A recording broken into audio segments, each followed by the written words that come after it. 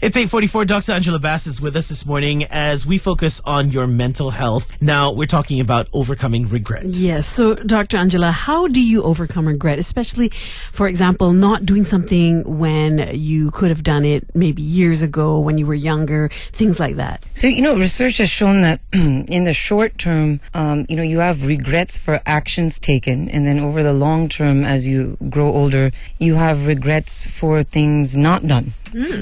Which is sort of an interesting point. But again, it's what value you can take from it. So again, the reason that guilt is useless, there's no utility in that. It doesn't serve your purpose. It doesn't serve another person's purpose. But with regret, this forces you, if you're ready to do the work, and I'm not saying it's not painful, but the pain is temporary and the rewards are great. You don't gain wisdom from the experience itself, but the ability to reflect. So if you can ask yourself, what are my values? What are my weak spots? What caused me to, am I risk averse? What caused me to act impulsively? And where can I strengthen that in the future? Because we still may be at risk. So, eventually when you can see the benefit of regret, you will take what's amazing about it, set down the rest, and you'll have a bright future. Life is long. Right. What about if you're in your 80s and thinking about your misspent youth and, things you didn't do when you were 20?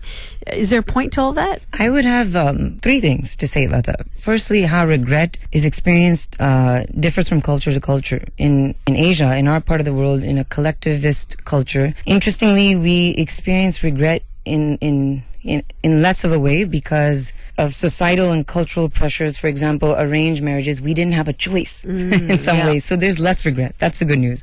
Number 2 is hindsight is always 20/20 when looking back. At that point in your youth, let's say you're 80 and you're regretting something in your 20s, if you can reframe that and have self-compassion, you'll realize that at that point in time, with what you knew, the information you had, and where you were developmentally, you did the best that you could. That's actually absolutely the truth. We always, as human beings, say, if only, with, hindsight, we all have the perfect answers and the way it should go. And thirdly, imagine what you can do with the lessons learned. You can write a book, you can counsel your grandchildren, you can speak to others and give advice and impart really hard-earned wisdom so it doesn't go down the drain. All right. Next up, a question from Joe about regret on our WhatsApp. This is about his mom who recently passed away, but he has not had a relationship with forever. That story next on Lite.